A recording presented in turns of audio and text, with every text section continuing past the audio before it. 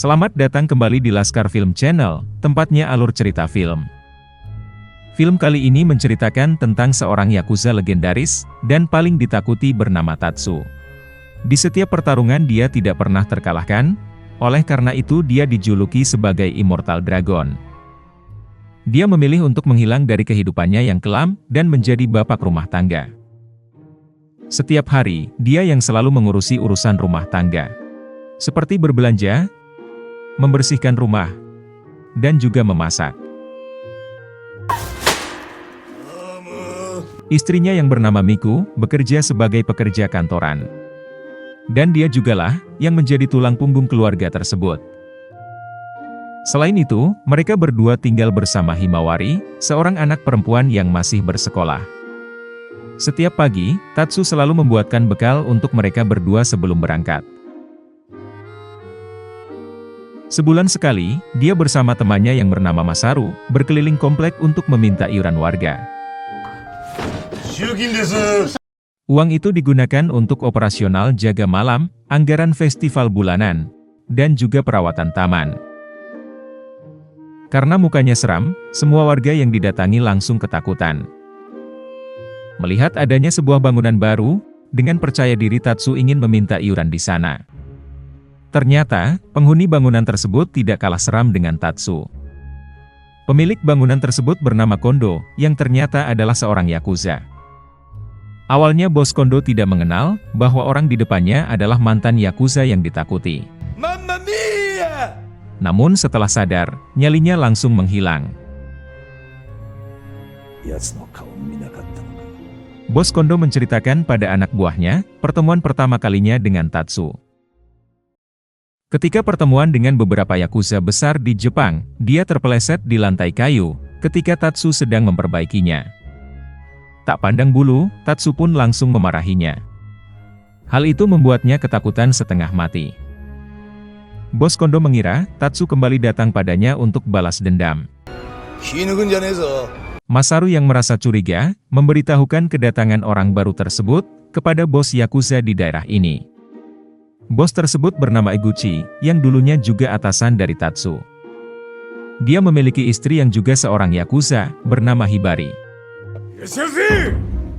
Namun karena ekonomi sedang sulit, mereka kerja sambilan di sebuah minimarket.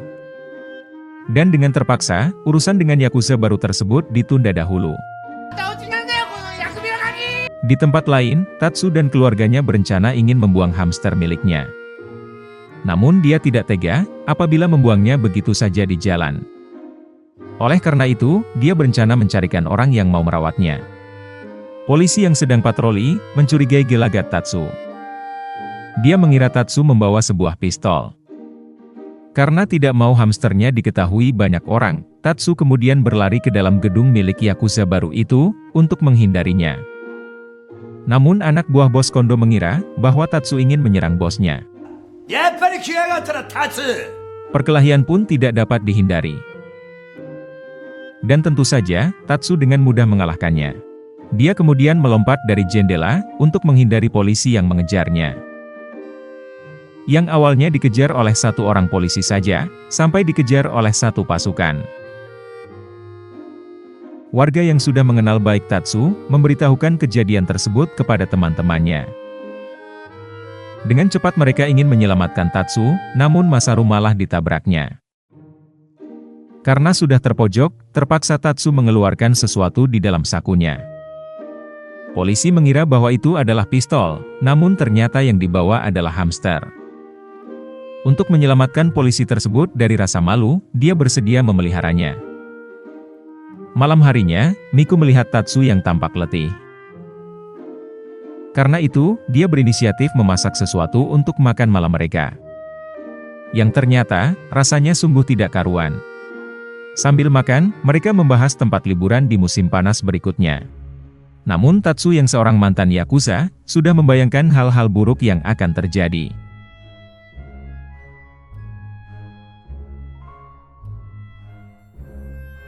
Sehingga dia menolak agenda liburan tersebut. Mendengar suara aneh dari depan rumah, Himawari mengeceknya. Terdapat seorang anak kecil, yang sepertinya ditinggalkan sendiri di sana. Mereka ingin menghubungi polisi, untuk mencari orang tua dari anak tersebut. Ketika membeli popok di minimarket, istri mantan bosnya melihatnya. Dia mengira bahwa istri Tatsu sudah melahirkan seorang anak. Dan karena itu, mereka semua mendatangi rumah Tatsu, dan memberi selamat. Setelah memberitahukan kejadian sebenarnya, mereka semua membuat keputusan ingin merawat anak itu, sampai alamat orang tuanya ditemukan.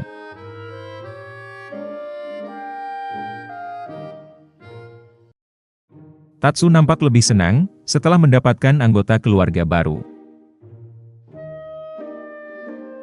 Dia ingin mencarikan teman bermain untuknya, namun semua orang takut padanya. Dia tidak ingin masa kecil anak itu suram, seperti masa kecilnya dahulu. Tiba-tiba Tatsu dimintai tolong, oleh ibu-ibu kenalannya. Terdapat gerombolan orang sedang membuat keributan, yang ternyata anak buah bos Kondo. Dia memaksa guru sekolah di sana, untuk menandatangani sebuah surat. Di balik fisiknya yang lemah dan penurut, guru itu dapat berkata sangat kasar ketika emosi. Hal itu membuat kaget semua orang. Melihat Tatsu yang tiba-tiba datang, orang-orang tersebut ketakutan dan pergi. Guru sekolah tersebut memberitahukan masalahnya kepada Tatsu. Ternyata bangunan sekolah tersebut ingin dibeli oleh bos Kondo, dan ingin dijadikan sebuah pusat perbelanjaan terbesar di daerah ini. Karena menolaknya, mereka mencoba memaksanya dengan berbagai macam teror dan kekerasan. Yang akhirnya, membuat siswa-siswa di sana mengundurkan diri. Mereka semua bersedih melihat kejadian itu, termasuk Tatsu. Wanita kenalannya itu, meminta Tatsu untuk membantu sekolah tersebut. Dengan kekuatannya, dia bisa melindungi tempat itu dari tindakan kekerasan yang mungkin akan terjadi. Tatsu kemudian mendiskusikan hal tersebut dengan Miku. Miku pun menyetujuinya, namun dengan sebuah syarat. Yaitu Tatsu tidak boleh menggunakan cara kekerasan. Karena itu, dia ingin mengajak seorang kenalan lamanya, untuk menjadi petugas keamanan di sekolah tersebut. Kenalannya tersebut bernama Torajiro, seorang yakuza yang sangat kuat, yang dulunya selalu bersama dengannya. Tatsu memberitahukan alasan menemuinya. Namun seperti biasa, pembicaraan antar yakuza tidak pernah berjalan lancar seperti pada umumnya. Yang akhirnya membuat mereka saling berkelahi. Tiba-tiba seorang wanita muncul. Dia adalah Koharu, adik dari Torajiro. Ketika akan memukul Tatsu, dengan mudah dirinya disudutkan. Namun karena jarak antara dirinya dengan Tatsu sangat dekat, jantungnya tiba-tiba berdetak kencang. Dan disitulah, Koharu tiba-tiba jatuh cinta kepada Tatsu. Sementara itu, Masaru dan Miku menunggu di rumah. Mereka sedang menggosipkan sesuatu. Masaru berpikir, bahwa anak yang dipungut tersebut sangat mirip dengan Tatsu. Dia menduga, bahwa anak itu memanglah anak dari Tatsu dengan wanita lain. Miku yang mendengarnya, menanggapinya dengan serius. Esok harinya, Tatsu dan Masaru membuat video promosi untuk sekolah tersebut. Niatnya membuat video perkenalan, namun malah seperti video kekerasan. Selain itu, mereka juga menyebarkan brosur di pinggir jalan. Melihat video yang sudah tersebar itu, Koharu datang ke sekolah untuk melamar menjadi guru. Itu hanyalah separuh alasannya, separuhnya lagi adalah dia hanya ingin bersama dengan Tatsu. Melihat kedekatan anak yang dipungut Tatsu dengan Miku, Masaru merasa curiga. Dia langsung memberitahukan Miku tentang kedekatan itu. Miku mencurigai bahwa anak itu adalah hasil hubungan antara Tatsu dengan Koharu. Hari berikutnya, terdapat kelompok yakuza lain yang datang ke sekolah. Dikira ingin membuat masalah, ternyata orang itu ingin mendaftarkan cucunya di sekolah ini. Melihat Tatsu sang legendaris berada di sini, membuat mereka ingin mempercayakan cucunya kepadanya. Di depan sekolah, akhirnya Miku bertemu dengan Koharu. Mereka saling berkenalan, dengan posisi seperti orang mau berkelahi. Selain itu, pada saat festival olahraga, rivalitas mereka mulai terlihat. Semua orang hadir, bahkan Yakuza dari kelompok Tatsu juga.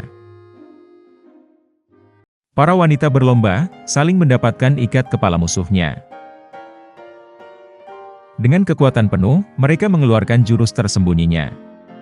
Dari jurus bayangan, sampai dengan tangan seribu. Selain para wanita, laki-laki di bawah juga melakukan pertempuran.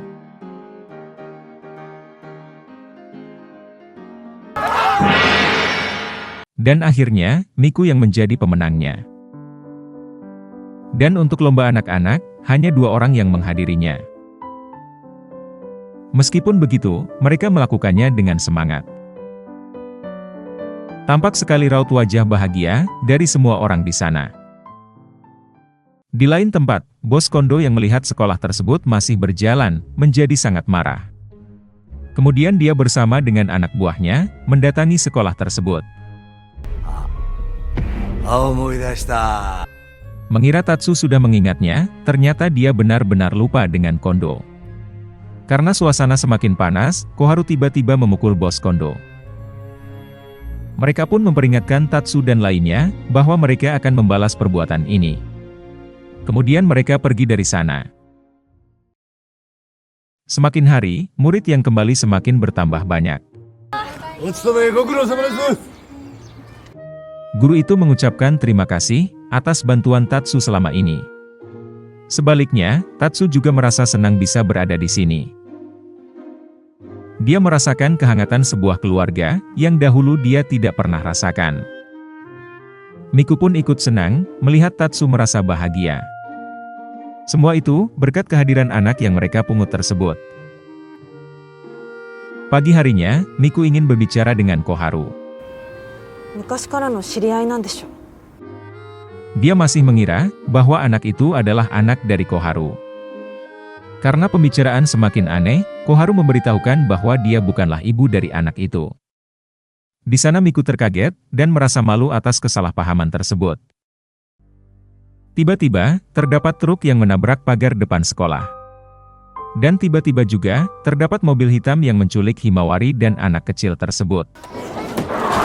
Masaru yang mencoba menghalanginya, terlempar keluar dan pingsan. Tatsu dan lainnya berusaha mengejar mobil tersebut.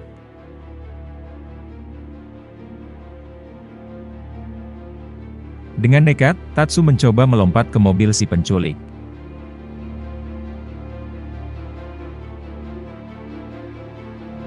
Begitu juga dengan Torajiro.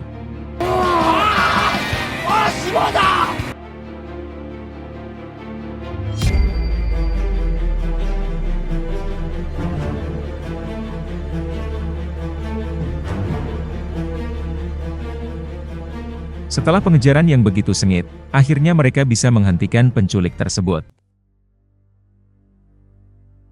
Tatsu dan lainnya langsung menuju ke rumah sakit, tempat Masaru dirawat.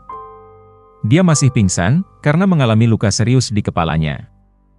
Mereka berpikir, bahwa bos Kondo yang menjadi otak dari penculikan tersebut. Tidak terima dengan perlakuan itu, Tatsu ingin membalasnya. Melihat hal itu, Torajiro pun langsung mengikutinya. Seperti pada zaman dahulu, 2 Yakuza tergila, akhirnya akan menunjukkan kekuatannya kembali. Sesampainya di markas bos Kondo, mereka sudah disambut oleh banyak orang. Torajiro menantang semua orang yang ada di sana. Dan akhirnya, genderang perang sudah dimulai. Tatsu mulai bersiap dengan peperangan tersebut, beserta dengan anggota lainnya. Berita gembira, setelah beberapa hari, Masaru mulai tersadar. Dia langsung menemui Tatsu, untuk ikut dalam pertempuran. Selain memilih perlengkapan senjata yang akan digunakan, mereka mencari bubuk mesiu dengan jumlah yang sangat banyak, kepada kenalannya. Kelompok Tatsu yang sedang menyiapkan banyak senjata tersebut, menjadi perbincangan warga di sana. Dan akhirnya, perbincangan tersebut sampai kepada anak buah dari bos Kondo. Kemudian, mereka melaporkan info tersebut. Tiba-tiba Yakuza yang menyekolahkan cucunya di sekolah Tatsu, datang menemuinya.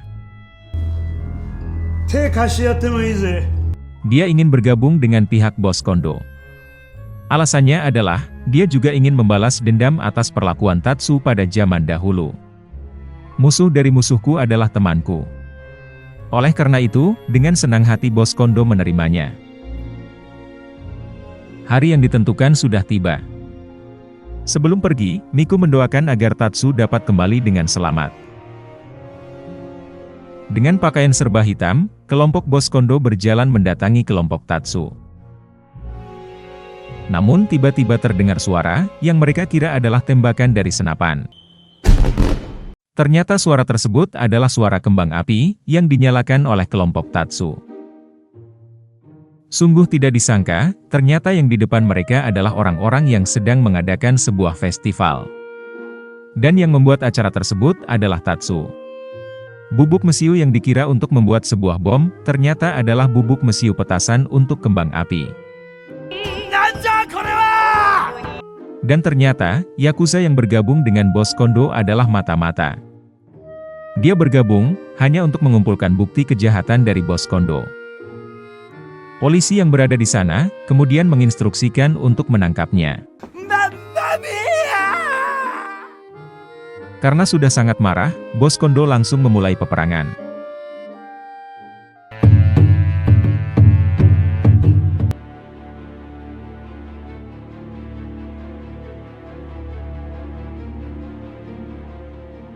Walaupun hanya bertiga, Tatsu dan teman-temannya mampu mengimbangi anak buah bos Kondo yang begitu banyak.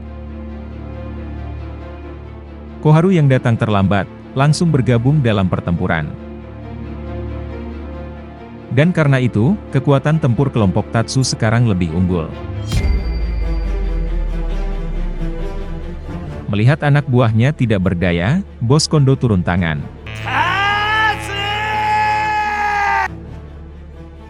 Namun karena yang dilawannya adalah seorang Yakuza legendaris, tentu saja dia dengan mudah dikalahkan. Tatsu mengumumkan bahwa mereka sudah memenangkan duel tersebut. Semua orang yang menghadiri festival tersebut merasa senang. Karena sudah kalah, bos Kondo menceritakan semuanya. Tatsu pun kaget dan bertanya-tanya. Polisi memberitahukan bahwa yang dikatakan Kondo memang benar. Yang menculik anaknya adalah dua orang pria, yang ternyata juga pelaku yang menaruh anak kecil di depan rumahnya. Pada awalnya, mereka menculik anak itu untuk meminta tebusan dari orang tuanya. Namun karena banyak sekali polisi berkeliling, akan lebih baik meninggalkannya di sebuah rumah, dan akan diambil kembali lain hari. Setelah melalui interogasi yang panjang, akhirnya rumah orang tua anak itu sudah ditemukan. Tatsu dan Miku mengantarkan anak itu kembali ke rumahnya. Walaupun sedih harus berpisah, namun memang inilah jalan yang terbaik. Yang harus dilakukan adalah tetap semangat dalam menjalani hari-hari ke depannya. Dan cerita pun berakhir sampai di sini. Yakuza juga adalah manusia. Dan manusia selalu ada yang baik dan jahat. Semua tidak bisa ditentukan hanya dari fisiknya, namun dari tingkah lakunya. Semoga penonton sekalian menikmatinya, dan tak lupa bantuannya untuk komen, like, share, subscribe channel ini, dan tekan tombol loncengnya. Karena hanya dengan kalian, channel ini bisa berkembang. Sekian dan terima kasih, sampai jumpa di film menarik berikutnya.